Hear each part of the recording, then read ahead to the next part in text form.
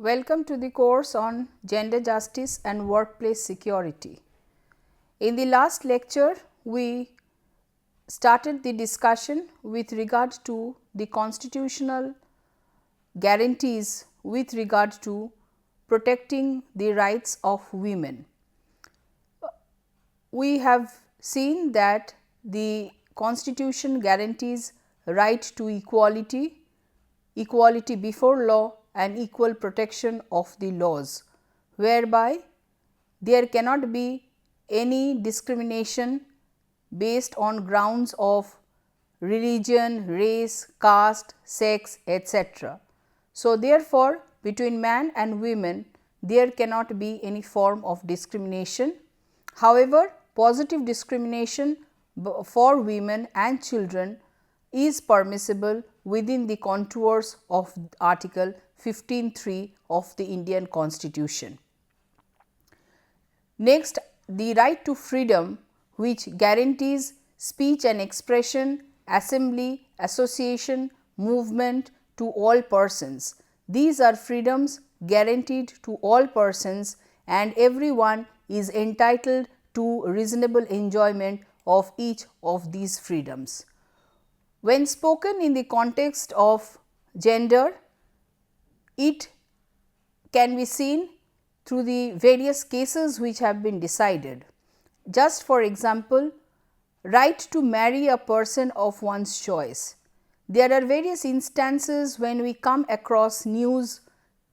indicating that a girl having married a person of the lower caste or of a different religion and then being subjected to various types of coercion, trauma by her family in order to come out of that marriage, or many times even penal actions being taken against the other person. Every person who is an adult has the freedom to marry a person of one's choice. This emanates from Article 19 of the Indian Constitution, and as laid down in Ashok Kumar Todi versus Kishwar Jahan 2011 case, the right to marry a person of one's choice if one is a major outside one's caste is guaranteed under Article 19 of the Indian Constitution, and there cannot be any sort of coercion, any sort of abuse or any sort of criminal offence which can be perpetrated against a person for having exercised one's right to choice. Similar was the case of Lata Singh versus State of UP 2006, who went on to marry a person of her choice, and later on a case of abduction was made out against the husband with whom she married, and he was also subjected to beating by the family of the girl. Now, this invites criminal action and it is definitely violative of the constitutional right to freedom and liberty which has been laid down. Similarly, everyone has a right to choice of profession, occupation which one wants to pursue, and there cannot be any unreasonable restrictions which can be put on such right if one intends to exercise it. So, this was a question in the Indian Hotels and Restaurants Association versus State of Maharashtra 2013, where a Bombay Police Act which prohibited the holding of dance performance of any type in beer bars, eating houses other than 3 to 5-star hotels was challenged. It was challenged as being violative of Article 19 of the Indian Constitution, because everyone has a right to the freedom of profession, and if such dance performances are permissible in 3 to 5-star hotels, it could be permissible in other types of eateries or restaurants as well. Now, one of the arguments or depositions which was put forward was that when it comes to these star hotels, there were better protection mechanisms which can be put in place for the security of women but in case of other type of hotels where such performances are allowed, many times it leads to the exploitation of women, the perpetration of different forms of violence against such women, and therefore, a better way to ensure the security of women was to see that they are not employed in such eateries or hotels. However, such an argument was not accepted by the court because the court said that this would be a sort of a unreasonable restriction, or a sort of a discrimination and a sort of a differentiation which is being made between the categories of hotels. If a dance performance is allowed in certain classes of hotels, there is no reason why it should not be allowed in certain other classes of hotels. And in case the question is one of security, then it is the responsibility of the state to ensure that such practices or any type of abuses or exploitation which is being feared, such practices or such activities do not happen, whereby these such dance performances should still be allowed. So, the responsibility of the state to ensure the safety and the security of the women in all the places where women are employed, and a sort of a difference in a sense of a star hotel and a non-star hotel cannot be maintained, whereby women are refused in one category of organizations or institutions while they are being allowed in other category of institutions. A similar issue came up with regard to the employment of women in hotels and bars serving liquor. So, same was the situation that in employment of women in such hotels and bars, there was a serious question of the safety and security of women, and therefore, women should not be allowed in the employment in such hotels and bars. However, that is not permissible, because that is a sort of a prohibition which tries to discriminate against women, and everyone has a choice of the profession. So, if one wants to be in a dance bar, or if one wants to be in a bar serving liquor, etc., the women are free to get employed in those places as well, and it is for the state to ensure the protection of women, but any sort of unreasonable discrimination which affects the women in terms of their professional choice cannot be allowed by the state. So, therefore, in various through various provisions, through various constitutional guarantees, the constitution has tried to uphold the rights of women, and in this regard, one of the articles which is integral to the issue of women, her right to live with dignity, is Article 21 of the Indian Constitution.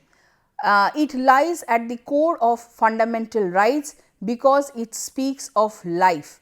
and it goes on to say that no person shall be deprived of his life or personal liberty except according to procedure established by law. So, therefore,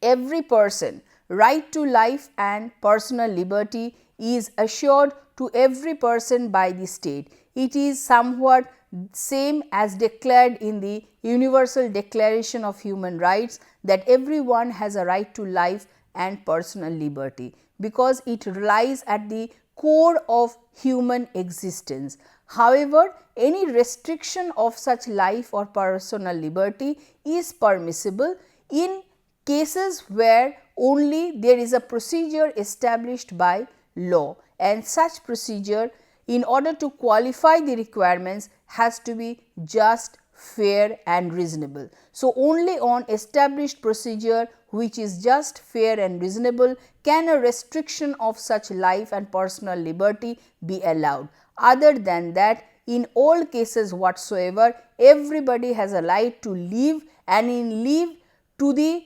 ultimate realization of or enjoyment of his freedoms and rights which have been guaranteed to him or her. Now, the term, this article has been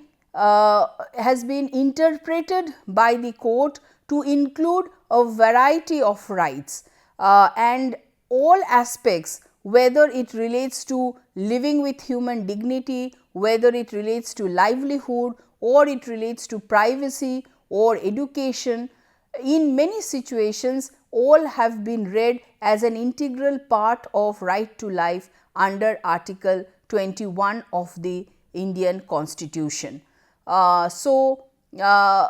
has been laid down that where we are speaking of life, we do not mean mere animal existence. It is much more than a mere animalistic existence which is based on the minimal necessities of life, but all such freedoms and rights which are necessary for living and living with human dignity, that would come within the scope of Article 21. Even in case of privacy, everyone has a right to privacy. Such privacy is not expressly mentioned in the provisions of the Indian Constitution, but it can be read in Article 21 that everyone has a privacy and such privacy should be respected by the state, and there cannot be any unreasonable or arbitrary interference by the state against such privacy of a person. Even in many instances, it has been held that right to compensation has been held to be an integral part of right to life under Article 21. In one of the cases, the petitioner husband requested the court that his wife be directed to undergo medical checkup to ascertain her virginity. That was Zahida Begum versus Mushtaq Ahmed 2006 and another case of 2003. However, that was held to be bad, unreasonable and an interference with the privacy of a woman, and therefore infringing her right to life under Article 21 of the Indian Constitution. Similarly, where it relates to the paternity of a child, whether can a roving inquiry be allowed to determine the paternity of a child, and there it was said that merely for the purposes of curiosity or other issues, a person cannot go in for a test, for a paternity test, whereby the child would become illegitimate and the woman or the mother may be held unchaste by the determination of such test. So, therefore, in Gautam Kundu versus State of West Bengal 1993, there were parameters laid down as to when such paternity test can be allowed, and this has more to do with the interests of the child, that in no case whatsoever the child should be made to suffer by reasons of such paternity test. There is the case of Neera Mathur versus LIC 1992, where the LIC questionnaire sought information about past pregnancies and intimate details to avail of its policies. Now, this was also held to be unreasonable and an infringement of the right to life, where no such personal questions about the intimate details with regard to a person can be sought. Article 21 includes a woman's right to make reproductive choices, including the right to refuse to participate in sexual activity or insistence or use of contraceptive methods. It also includes a woman's entitlement to carry a pregnancy to its full term, to give birth and raise her child. So, that was the case of Suchita Srivastav versus Chandigarh Administration 2010, where the court respected the choice of the woman to carry her pregnancy to her full term and give birth to her child, because the court recognized the fact that it is the exclusive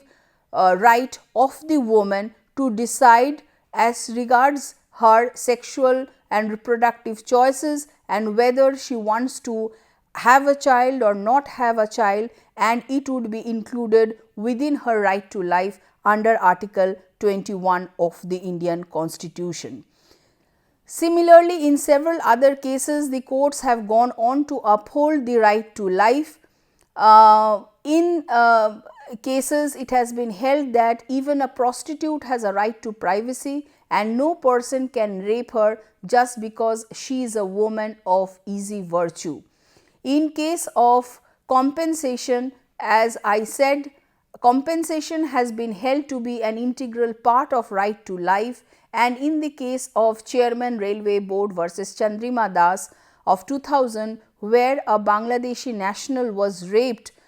in the railway Yatri Niwas, the Indian Railways was held liable and an amount of 10 lakh of rupees was directed to be paid in compensation as for the violation of her life and dignity which had happened because of the rape which had been committed against her. Similarly, in case of victims of rape, where there are many times medical tests which are held, such medical tests being in violation of the dignity of the woman, it has been held that in 2013 that where it relates to the two finger test, such tests invade the privacy of a woman and their cruel, inhuman or degrading treatment and should not be allowed, being violative of Article 21 of the Indian Constitution. In spite of that, if one looks into, one finds the existing situation as we have referred through the statistics in the previous lectures of the position of women in Indian society. One finds that even in spite of Article 21 which goes on to guarantee life and human dignity, even in spite of such guarantees, there is a alarming fact with regard to fewer female population, in terms of literacy rate for women, declining sex ratio, then sex selective abortions being taking place in India, then different types of harassments of women, whether sexual harassment at workplace, if teasing, instances and incidents of violence including rapes which are taking place day in and day out. So, therefore, if one looks into these existing ills which are there prevailing in this society, one understands that the guarantee of Article 21 has still not been fully realized. The right to life with human dignity, which has been assured to every individual including a woman, is still to be achieved, because in many spheres, whether education, whether even in matters of birth, whether in matters of employment, in all matters whatsoever, she is somewhere, she lags behind, and therefore, the full realization of her rights is as yet a dream. Coming next to another article which is there, Article 23, which speaks of the right against exploitation. Now, this article prohibits trafficking in human beings and beggar or any other form of forced labor. So, therefore, human beings cannot be trafficked or made to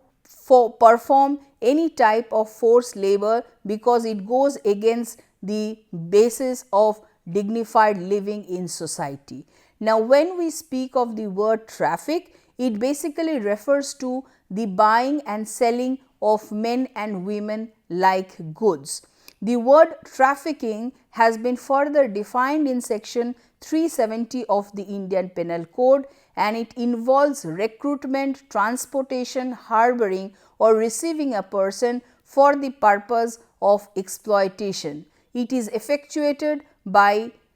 threat, force, inducement, fraud, abuse of power, etc. And such exploitation includes physical exploitation, sexual exploitation, slavery, servitude or forced removal of organs. So, any such type of exploitation is not permissible within the contours of Article 23 of the Indian Constitution. Even in spite of the prohibitions, we are aware of the fact that there is the existence of bonded labor in society, there is the existence of human trafficking of women in huge numbers, where women are trafficked from different states, from different nations, and are utilized in one or the other activities which are illegal. So, whether it relates to the sex market or the labor market or other forms of exploitation. So, therefore, this is very much in existence in spite of the constitutional prohibition which prohibits any such type of traffic in human beings. When we refer to the work beggar, the word means involuntary work without payment. So, no human being can be coerced or made to do work without payment being given to the person. Similarly, forced refers to making a person to render service against his will or consent, whether with or without payment. It involves compulsion. Bonded labor, slavery, immoral trafficking are all included in this category, and the Parliament is authorized to make appropriate laws and to penalize these acts. Now, generally when it concerns women, we see the existence of prostitution, as we said, commercial sexual exploitation, the system of Devdasi which is still existent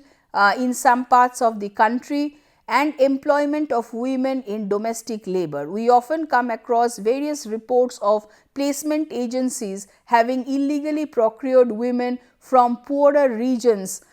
maybe of the northeast or some other tribal regions, and being made to work illegally in cities and metros. In many times these children are given over by the parents in lure of good money being paid to them. However, after a period of time, it is seen that there is no money which is involved, and the child has been put to work as domestic labor in houses without any money being paid to them, and in additionally being subjected to various types of abuse by the families in which they are working. So, these type of violations are absolutely prohibited by the Indian Constitution, and their Article 23 is towards that effect. However, these two practices are a reality in Indian society. Now, therefore, these are some of the relevant fundamental rights. There are many others, but within the scope of gender justice, Article 14, Article 15, 16, Article 19, Article 21, 23 are some of the relevant fundamental rights which are there, and these fundamental rights are essential for the securing the rights of women, and they lie at the core of human existence, and specifically the protection of women in society. Now, these rights as we said are enforceable, and one of the important relevant articles in this regard is Article 32, which speaks of right to constitutional remedies. So, anyone whose rights is violated can move to the Supreme Court under Article 32, and the consequent article for the High Court is Article 226, where not only for fundamental rights, but for violation of any other legal right, any citizen can move to the High Courts or the Supreme Court by appropriate proceedings for the enforcement of the rights which are guaranteed in Part 3 of the Indian Constitution. So, therefore, on that ground there has been several litigations which have been instituted, mainly in the form of public interest litigations, to take care of the various issues which are facing women, and whether relating to unequal wages or relating to immoral traffic or sale of minor girls or bonded labor. There have been several such petitions before the Supreme Court of India as well as the High Courts, in order to uphold the fundamental rights of the people and for the court to pass appropriate directions to see that there has been an appropriate enforcement of each of these rights, and consequently such discriminatory and arbitrary and abusive practices which are existing in society can be stopped.